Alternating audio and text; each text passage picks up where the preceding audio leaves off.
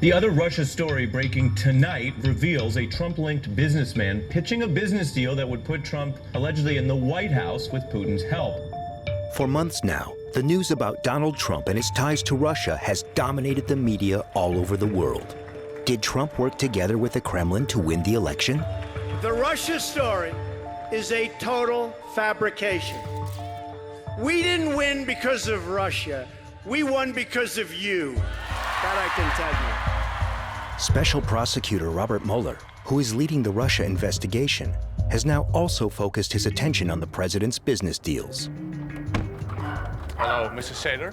In our earlier episode on Trump, we already came across connections with the Russian mafia, as well as cash flows from Kazakhstan. Could you answer any questions on money laundering or Krapunov? Following up from that first episode, we now continue our investigation of Trump's business friends. We work together closely with reputable reporters in the US and Eastern Europe. Sater was a direct line between Trump and property deals in Russia.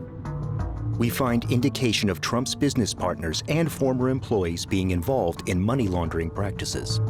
Theft, embezzlement, fraud, money laundering. Supposedly, millions of dollars are involved, stolen and laundered through an ingenious network of hundreds of mailbox companies, also through the Netherlands. There's an unusual number of Dutch connections here.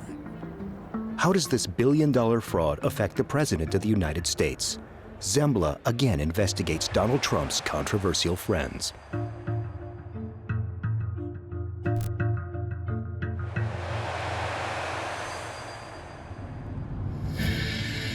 This is CNN Breaking News.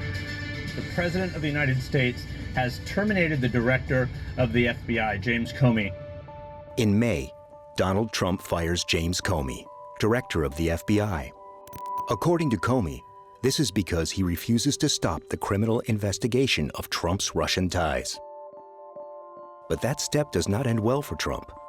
The Department of Justice appoints a special counsel, Robert Mueller. Mueller takes over the Russia investigation. He's looking at a lot of Russian money, Russian investors who bought properties in Trump buildings in New York and elsewhere over a multi-year period. In New York, we meet James Henry, lawyer and economic investigator. He publishes items on Donald Trump's business interests that Special Prosecutor Mueller is now investigating as well. He's been moving from simply looking at the rigging of the 2016 election into issues like financial crimes, which Trump, is very concerned that he not wander off into, because there's a whole Pandora's box. We also schedule an appointment with the lawyer Ken McCallion, who has extensive experience in money laundering and fraud investigations. In the 1980s, when McCallion was a prosecutor for the Department of Justice, he already investigated Trump. I worked on an investigation of organized crime infiltration into the building trades in New York, and actually Trump Tower, whereby Donald Trump and other developers could buy labor peace in return for making corrupt deals. McCallion, too, expects that the investigation of Trump's business empire by Special Prosecutor Mueller will bring financial crimes to light. Yes, many developers were hesitant to rely so fully on, bags of cash and suspect-sourced funds from Russia. Trump made it a central cornerstone of his investment strategy. I think if he's going to look at any project that may have involved dodgy money, Trump Soho would be a good place to start. Trump Soho in Manhattan, 46 floors of luxury apartments. Trump widely advertises the building in his television show, The Apprentice. Soho, here it is. The Trump International Hotel and Tower in Soho is the site of my latest development, with world-class accommodations and panoramic views. In our first episode, we showed you how Trump Soho is a project of cooperation between the Trump Organization and another company, Bayrock. Under U.S. law, as one of the shareholders, Trump could be liable for any business decisions. But who are the people behind Bayrock? Internal emails of the company show that one of the owners is a Mr. Felix Sater. He will turn out to be the key figure in our investigation.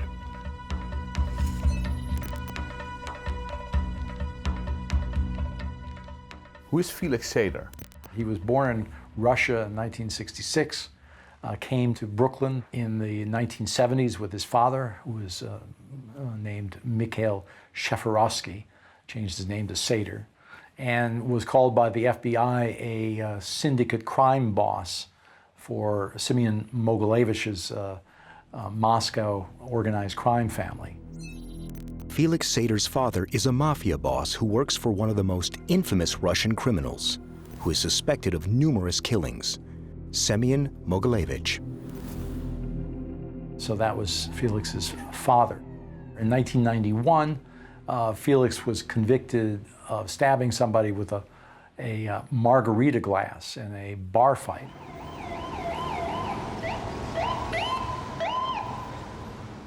After the stabbing, Felix Sater is arrested and put behind bars for a year. And then he becomes involved in financial fraud, and he has a $40 million scheme in pumping penny stocks. Fraud and deception. Felix Sater works together with a group of criminals with ties to the mafia, artificially driving up the value of shares by providing false information. Again, Sater is arrested. But then, something strange happens. He is basically on the verge of pleading guilty to those offenses, but he does a deal. Sater cuts a deal. He becomes a government informant, turning on his accomplices. Supposedly, this has landed dozens of criminals behind bars. In exchange for the information, Sater himself stays out of jail. In fact, the American government covers up the court transcripts about the fraud. Shortly thereafter, in 2002, Sater suddenly reappears in the real estate company of Bayrock. In an interview with a Russian magazine, he says, "I became a managing director of Bayrock. We had an office at Trump Tower, one floor below Trump's." He was really a key player through Bayrock in the Trump organization. As at that point the court transcripts about Sater's fraud are sealed, Trump and Sater can simply move on to business as usual. Banks and investors in Bayrock do not find out anything about Sater's criminal past. But, according to James Henry, keeping that past a secret is a crime. He was a twice convicted felon who had been involved in a $40 million financial fraud. Not the kind of person you usually want to sign up to be building real estate deals with. Did Trump know about that? If he knew about it and concealed it, or failed to tell his other investors or the banks, that would be a concealment fraud. A former Bayrock employee testifies that Sater threatened him with violence to prevent him from revealing Sater's past. As we heard one of the lawyers involved say in our first episode, he said, "Yeah, how many times Sater threatened to kill me? He threatened to stab me in the throat if I ever talked. He threatened people all over the place at Bayrock if they ever talked." As we can see, Sater has a history of threatening violence. An investor in a Bayrock project accuses the company of embezzlement. The case is settled, but the man testifies under oath that Sater has threatened to administer electric shocks to his genitals, to cut off his legs, and to leave his dead body in the trunk of his car. Sater denies these accusations.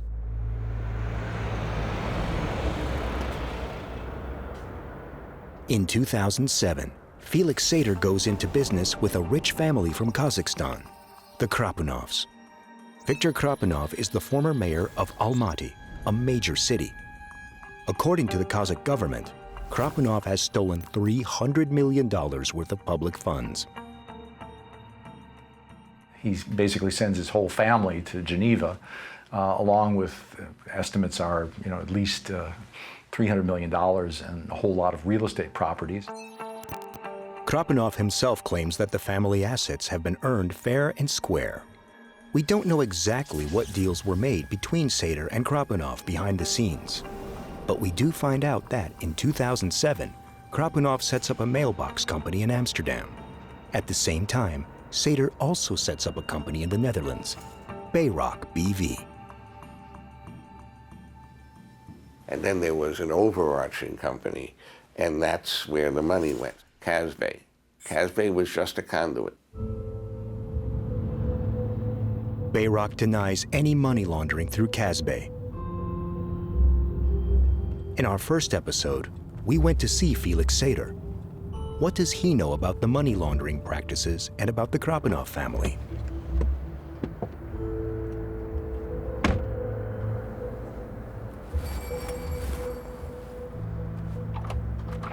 Hello, Mr. Sater. I'm a Dutch journalist, and I'm doing a report on Bayrock. We came across some companies in the Netherlands. Okay, which companies in the Netherlands? Bayrock BV and Kazbay BV. You have to send me an email to me and my attorney. Hold on, I'll give you the email address. Yes. And you can send me all your questions. Okay, I wait. Could you answer any questions on money laundering or Krapunov? I don't know about money laundering, but you could ask any question you want in writing. Yeah. CC my attorney, and we'll be more than happy to respond to any written questions. Okay. But Felix Sater has stopped answering our questions. We contact him again, but Sater lets us know that he felt our first episode was false and libelous, and that he doesn't want to talk to us again. President Trump had a warning for special counsel Robert Mueller. Investigating his finances and his family's finances would cross a red line. Donald Trump is furious in his reaction to the investigation by prosecutor Mueller of his business deals. What does Trump know about Sater's past and his possible involvement in money laundering practices anyway? According to Felix Sater, the two have been in close contact for years, but Donald Trump acts as if he hardly even knows Sater. That becomes clear when he has to give a statement under oath in a lawsuit about a real estate project. About how many times have you conversed with Mr. Sater? Over the years? Over the years, if you could estimate. Not many. Not many. If he were sitting in the room right now, I really wouldn't know what he looked like. Okay. That was a lie. I mean, Mr. Trump, whether he's under oath or not under oath, it doesn't make too much difference to him. Trump's amnesia is indeed remarkable. After leaving Bayrock, Sater becomes an advisor to Trump. He is given a business card from Trump's company, a telephone number, and an office close to Trump's own. In fact, it was very attractive to Trump that Sater had connections with Russian money. Trump denies having any business interests in Russia. I own nothing in Russia. I have no loans in Russia. I don't have any deals in Russia. But in August, Sater makes the headlines. The New York Times publishes emails showing that until 2016, that is until Donald Trump's presidential campaign, Sater was in the process of building a Trump Tower in Moscow. Sater wrote to Trump's lawyer, "I will get Putin on this program and we will get Donald elected. Buddy, our boy can become president of the USA and we can engineer it." The Moscow deal eventually falls through. But according to Ken McCallion, an important conclusion can be drawn.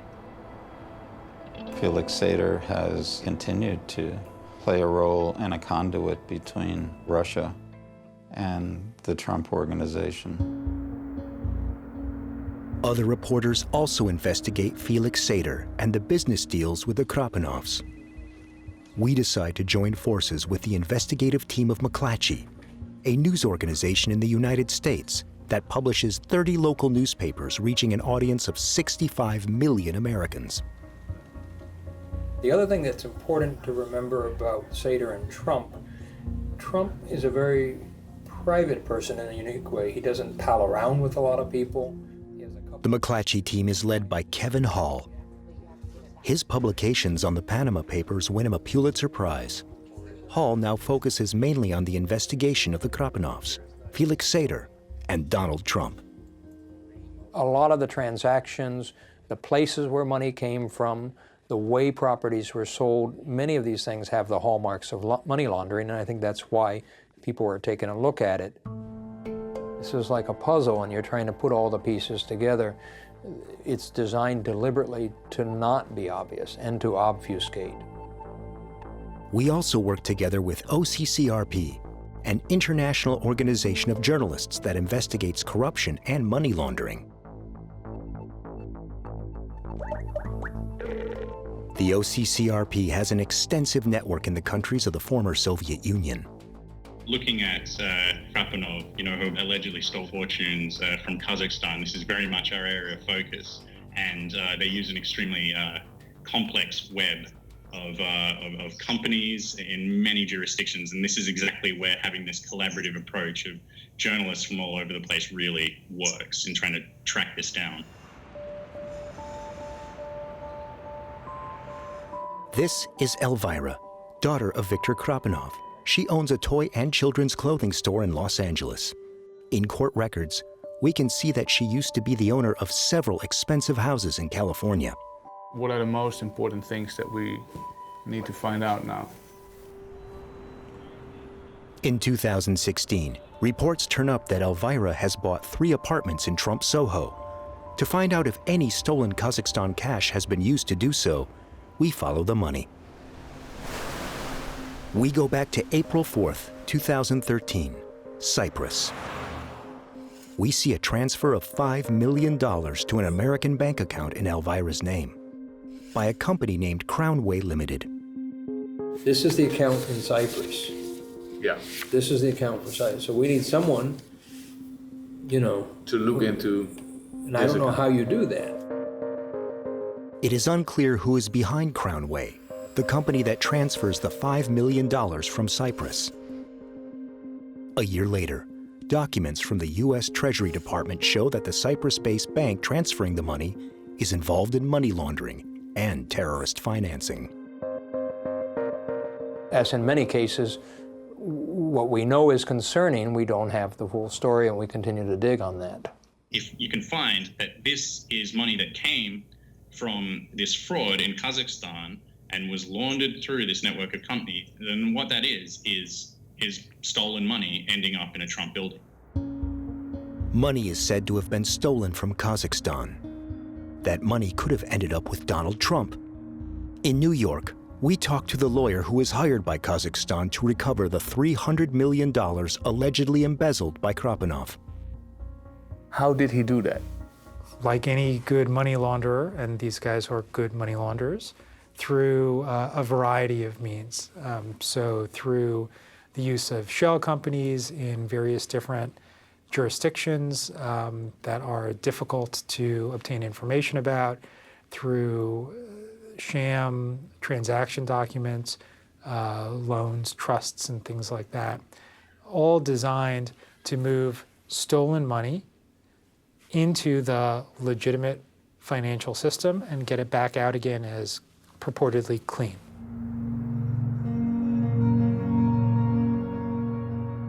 The Krapanovs are said to have used dozens of mailbox companies to divert money. We get to see a list from the Kazakh Ministry of Justice.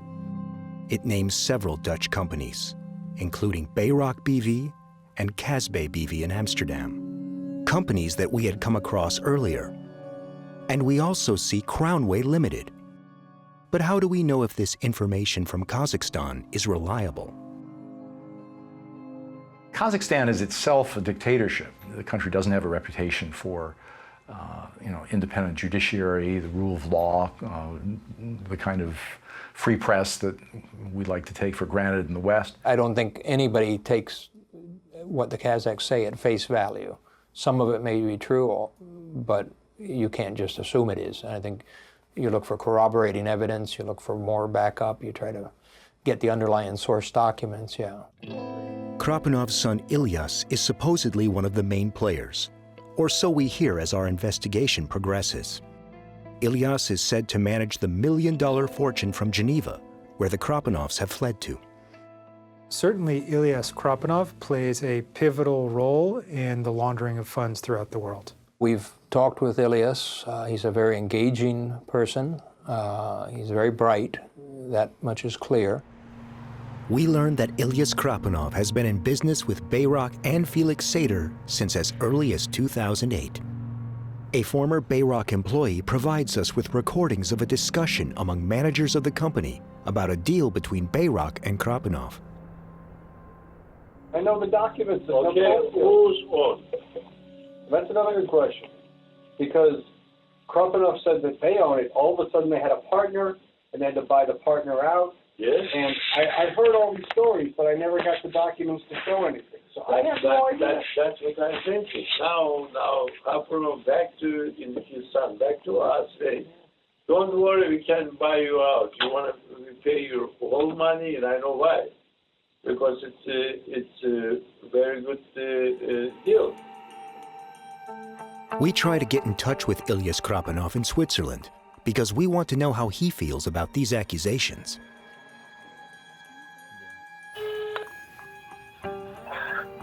Hello, is this Mr. Krapunov? But Ilyas Krapunov refuses to talk to us. In an email, his spokesperson writes that the Krapunov family have been falsely accused by the Kazakh regime, calling it a political witch hunt. Several lawsuits are pending against the Krapunovs, but none have been decided on yet. The Krapunovs say that, in their business dealings, they have always complied with Swiss law. He comes off with a story of being a politically persecuted victim, that his family is a victim, and he's caught in the mix of this. Ilyas and his wife do, however, grant an interview on Swiss television. Les Krapunovs sont tombés en disgrâce, surtout depuis qu'Ilyas a épousé Madina, la fille du principal opposant à la dictature kazakh, le milliardaire Abliazov, réfugié à Londres. It seems that the marriage between Ilyas and Madina is crucial. Madina is the daughter of a Kazakh fugitive, Mukhtar Abliazov, a former bank manager who has been convicted of stealing billions of dollars. Abliazov is said to work together with the Krapunovs. According to Kazakhstan, Ilyas Krapunov is also involved in the laundering of the billions of his father-in-law, Abliazov. Mr. Abliazov and Mr. Krapunov are related by marriage, and their stolen funds were mixed together and laundered throughout the world. Ilyas repeatedly denies managing his father-in-law's stolen billions. In an American lawsuit, we come across a witness. He testifies under oath that Ilyas has allegedly been trying to hide cash flows and investments of his own family and of Abliazov.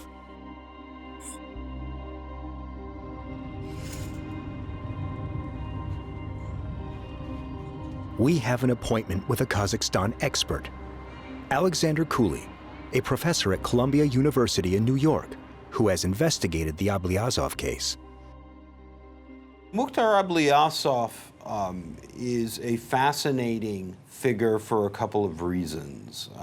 For the Kazakh government, he is essentially Kazakhstan's most wanted. He is someone who has embezzled billions of dollars through his BTA bank. He's a fugitive from justice. He presents himself as a regime opponent to camouflage some of these dealings. But for Abliazov himself and for many of his supporters, he is a pro-democratic champion. Abliazov was the president of the board of BTA, the largest bank in Kazakhstan. In 2009, he flees to London in a rush. He leaves the bank on the verge of bankruptcy. Billions of dollars are missing. Mr. Abliazov embezzled billions and billions of dollars from the bank through the use of sham loans to companies that were controlled by Mr. Abliazov or his associates. So the bank lent money to those companies who never repaid them. Abliazov himself denies all of the accusations. He claims to be a victim of a political witch hunt by the Kazakh regime, supposedly because he is an important leader of the opposition. But according to BTA Bank, Abliazov has stolen billions of dollars by providing loans to companies that he himself secretly owned. He never repaid the loans. The money was diverted through mailbox companies. Ablyazov himself has admitted to camouflaging some of the origins of some of his holdings in order to conceal them from Kazakh regulators and the president himself. The long list of Ablyazov's mailbox companies also features some Dutch companies. Notably, Ablyazov works together with one of the largest Dutch trust offices, Equity Trust in Rotterdam. Up to 2009, that firm managed several mailbox companies for Ablyazov. Trust offices ensure that the actual identity of the owner can stay hidden. Voor de buitenwereld blijft dat geheim om de oorsprong van het vermogen te verhullen. Kees Schaap spent years as a public prosecutor, investigating fraud and white-collar criminals. These days, he has his own forensic investigation office. We submit Ablyazov's Dutch mailbox companies to him. De enige motivatie daarvoor kan zijn, ik zou geen andere weten in ieder geval, is het verhullen van het geldspoor. Het knippen en verhullen van een geldspoor. En dat heeft alle uiterlijke schijn van witwassen. That's how we find this business, KT Asia Investments Group, a company to which Ablyazov contributes shares in BTA Bank. $500 million worth of shares. Ablyazov has hidden BTA shares in all kinds of places. So, without anyone knowing it, he suddenly owned 75% of the bank. Het is typisch weer zo'n transactie om zeg maar, het spoor van dat eigendom, de herkomst van het eigendom van die aandelen van die bank, te verhullen.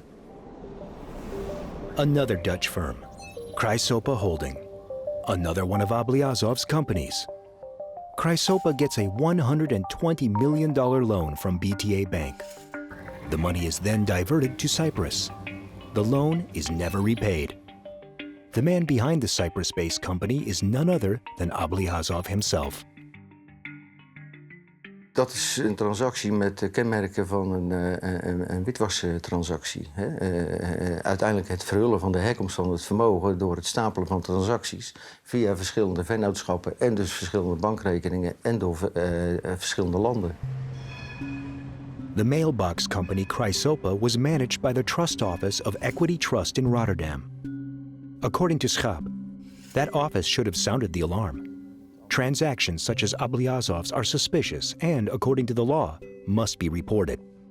Deze transactie is typisch een transactie die gemeld zou moeten worden bij de FIU in Nederland, de Financial Intelligence Unit, als ongebruikelijke transactie. We haven't been able to find any report of the suspicious transactions. The trust office refuses to say if it has always complied with the law in these matters. Ablyazov says he cannot answer any questions about his Dutch firms. The Netherlands is absolutely centrally involved in a lot of these transactions. Do you think the Dutch government should pay attention to this? Absolutely. The Dutch government should pay much more attention to investigating and possibly regulating what happens from these companies with Dutch jurisdiction. A civil court in the UK finds for BTA Bank on important points. Ablyazov is ordered to repay billions. According to Ablyazov, the British lawsuit has been manipulated.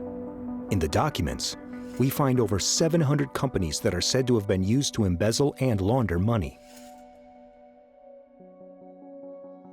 It simply makes it sort of a spider web, and that makes it awfully difficult for law enforcement to track it down because it's very labor intensive to pile through all of these companies and try to identify who the ultimate owners are. Ablyazov is sentenced to 22 months in prison for keeping part of his stolen billions from the court in the UK. But right before he goes to jail, he flees to France. He hides out in the south of France for over a year, where he avoids justice. Until July 2013. The fugitive opposition politician and former Kazakh banker Mukhtar Ablyazov has been arrested in southern France. Ablyazov is put behind bars. Russia and Ukraine request his extradition, but that leads to lengthy legal proceedings. Eventually, 3 years later, the highest court in France rules he cannot be extradited. Ablyazov is set free.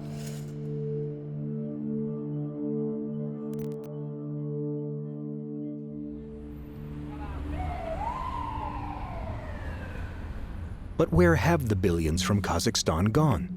There are indications saying that part of the money has been diverted to the United States. Former Donald Trump employees and business partners are said to have been involved, but there is no hard evidence. We don't know definitively that it was Ablyazov. We'd have to know through some other way that Ablyazov was doing it. Our colleagues from McClatchy and OCCRP are investigating real estate transactions from 2013 by a company that is supposedly run by Ablyazov's son-in-law, Ilyas Krapunov. A company named Triadu, which had been tied to the Krapunovs, was involved in these deals. And it was created in order for Ilyas Krapunov to invest these stolen funds in the United States. Those are certainly our allegations. A former Triadu manager testifies under oath, saying that Ablyazov is the one behind the scenes deciding on the tens of millions that are invested in real estate. There were a number of purchases that they were involved in. The McClatchy investigative team discovers something remarkable. Ilyas Krapunov is working together with someone we already know, Felix Sater, Donald Trump's business partner, who earlier also did business with the Krapunovs. Would you answer any questions on money laundering or Krapunov? I don't know about money laundering. It's pretty clear that Felix Sater continued to work with a number of companies that were tied to the Krapunov family. Felix Sater, former Bayrock manager, used to work for the Krapunovs, and he's not alone. We also find another employee of Bayrock and the Trump Organization, Daniel Ridloff. And Daniel Ridloff and Felix Sater both worked with the Krapunovs. The records now show that. So there's two people with a Bayrock and Trump Organization past working for the Krapunovs. Right, so at least two. Daniel Ridloff worked for Bayrock for 5 years. After that, he joined Donald Trump's company. What does he know about the Krapunovs and their alleged money laundering practices? Ridloff doesn't want to talk to us. He's spoken to the reporter Gabrielle Paluch several times. She's a special correspondent for both McClatchy and Zembla. We join her on a visit to the office where Ridloff is currently working. I was hoping to speak to Mr. Daniel Ridloff. One moment, please. Thanks so much. This is the mailbox of Daniel Ridloff. Please leave your message after the tone. A few days later, our luck changes. After we've waited for an hour, Ridloff finally comes out. I just have a couple questions I wanted to ask you. You mentioned last time that you knew that you were working with Ilyas Krapunov, but did you note the vast money laundering and embezzlement scheme?